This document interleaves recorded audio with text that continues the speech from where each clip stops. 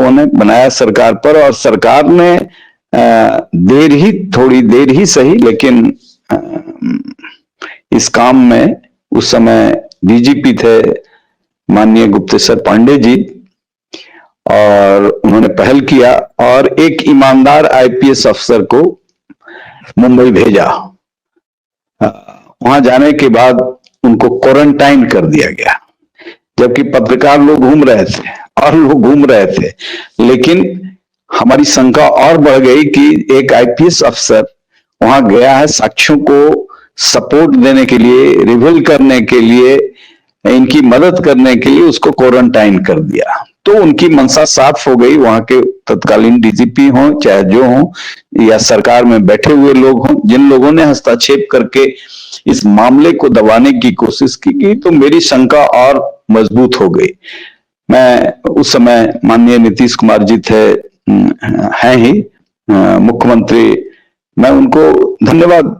भी दिया कि ये अच्छा पहल हुआ बिहार सरकार की ओर से, ये बिहार की अस्मिता का सवाल है। लेकिन वहां इन चीजों के पीछे जाने के बाद मुझे लगा कि ये जो 8 जून को दिशा की हत्या हुई है उसका संबंध सुशांत के हत्या से है, और फिर सुशांत की हत्या किससे है इसकी खोज होनी चाहिए, इसकी पड़ताल होनी चाहिए। और इसी क्रम में मैं बॉम्बे में कई लोगों से मिला, जो कि कई पुलिस अधिकारी भी फीडबैक दिए, और नीलेश ओझा जी से जब मैं मिला, जो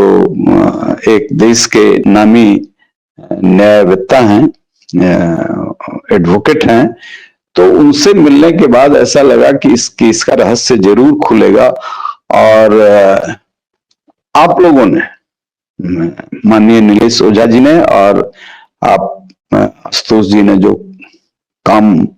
कर रहे थे उसमें जो हमारी सहभागिता हो सकती थी हमने किया, सड़क से लेकर के आपके विभिन्न कार्यक्रमों, जैसे आप दिल्ली में अदालत जो लगाया उसमें भी आपने हमें मंच दिया, और उस मंच के माध्यम से भी, उस अदालत के माध्यम से भी बहुत सारे फैक्ट्स एकत्रित हुए। और ठीक ही कहा, दिशा के फादर डरे हुए थे, पहले भी डरे हुए थे, या और कई लोग अभी भी डरे हुए हैं जो नहीं चाहते हैं कि इस लफड़े में पड़े। तो मैं ये कहना चाहता हूं कि आज सबूत इतना हो गया है कि माननीय तत्कालीन मुख्यमंत्री के बेटा आदित्य ठाकरे इस केस के मुख्य अभियुक्त हैं। वो दिशा के केस में भी हैं और सुशांत सिंह राजपूत की भी हत्या में इन लोगों की साजिश है। अब मैं इस दिशा में बहुत आश्वस्त हो गया हूं। आपने कहा कि आप कुछ कहिए, तो हमारा दर्शकों से एसएसआर वॉरियर जो ग्रुप है उन लोगों को भी भरोसा दिलाना चाहूंगा कि मैं नेपथ्य से जो काम कर रहा था, मुझे चूंकि इसको लोग पॉलिटिकलाइज करने की बात करेंगे,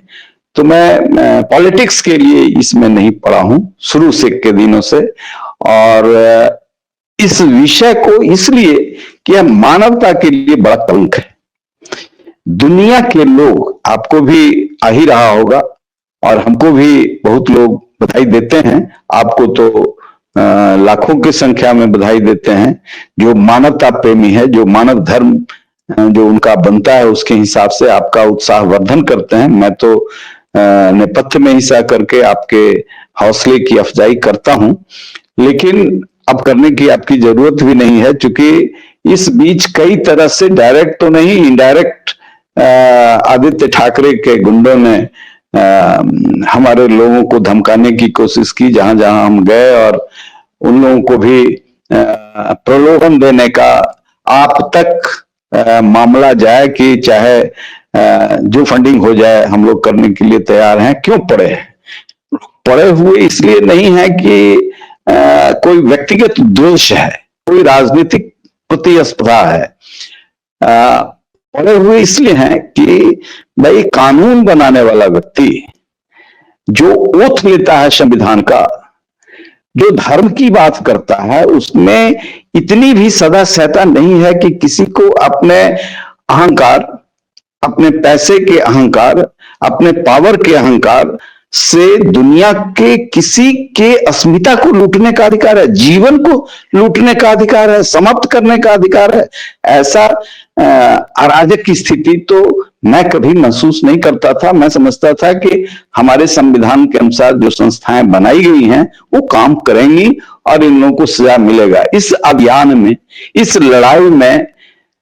हर जगह लोग हैं। आज जैसे आपने कहा, ठीक है, हम लोग तो अनुभव ही कर रहे हैं कि पीआईएल में लोकस ऑफ स्टैंडी की बात हो रही है। आश्चर्य है, किसी सोर्स को उठा करके इन लोगों को बंद कर देना चाहिए था, इनको फांसी की सजा देनी चाहिए थी। वहां पर मैं सम्मान के साथ माननीय जज साहब को कहना चाह रहा हूं कि आप लोकस स्टैंडी, एक कॉमन पीपल की हैसियत से मैं आपसे पूछना चाहता हूं कि आप लोकस स्टैंडी पूछ रहे हैं कि किसी भी नागरिक को, इस देश के नागरिक को, यहाँ की सभ्यता को नष्ट करने का, यहाँ के संविधान को ताक पर रखने का, यहाँ के मूल्यों को पैरों से रौंदने का आप हवस के शिकार बना रहे हैं जो कल का भविष्य है। दिशा की हत्या तो ऐसे निर्मम तरीकों से मैं यहां पर नहीं बोलूंगा, साक्ष्य जुटाए गए हैं। आज दिशा के पिता की भी बात आपने रखी तो मैं कह रहा हूं, हम लोग बहुत सारे लोगों से, किसी को हिम्मत नहीं हो रही थी कि आदित्य ठाकरे के मुंह खोल। मैं आपके जज्बे को, आप तो दिल्ली में हैं, हम नीलेश ओझा जी को कहते हैं जो मुंबई में रह करके भी और कितने तरह का प्रलोभन और कितने तरह का हंगामा बरपाया, उनको प्रेशराइज करने की कोशिश की, नहीं रुके। और मैं इसे बिल्कुल मानता हूं कि ये स्पष्ट और मानवता की सेवा है, हमारे संविधान की रक्षा की लड़ाई है। जो संविधान की रक्षा की लड़ाई सड़कों पर लड़ रहे हैं, इसको उठाना चाहिए था उनको। संविधान संकट इन्हीं सब चीजों से है कि संविधान के कारण एक राजनीतिक व्यक्ति जो जनता के विश्वास का प्रतिनिधि कर रहा है, वह आश्वासन दे रहा है कि संविधान के साथ, संविधान के नियमों के अनुकूल, धाराओं के अनुकूल कोई भी व्यक्ति यदि हमारे सोशल कॉन्ट्रैक्ट को तोड़ता है, समाज तो बना है सामाजिक संबंधों के आधार पर, सोशल कॉन्ट्रैक्ट के आधार पर, फिर राष्ट्र, प्रदेश बना, राष्ट्र बना, विश्व मानवता का स्वरूप तय हुआ, इंटरनेशनल लॉ बने। ये हमारे संविधान के शपथ लेने वाले लोग इस तरह से अपने हवस का शिकार बनाया है। और इनके साथ जो 4 लोग थे, मैं अभी कुछ रिवील नहीं करूंगा, ये सारी चीजें आ जाएंगी पब्लिक डोमेन में भी कि कैसा गंदा चेहरा है। तो व्यक्ति ही संविधान की रक्षा कर सकता है, और व्यक्ति का निर्माण कहीं ना कहीं ऐसे लोगों से प्रेरित होकर के भी गुंडों का निर्माण हो रहा है। तो लड़ने वाले लोगों की कमी है। आप आज देख रहे हैं, आज ही के दिन सुनीता विलियम जो मेहसाना में पैदा हुई, गुजरात की बेटी, हिंदुस्तान की बेटी, आज पूरी दुनिया प्रशंसा कर रहा है विज्ञान के क्षेत्र में मानवीय सभ्यता के विकास के लिए जो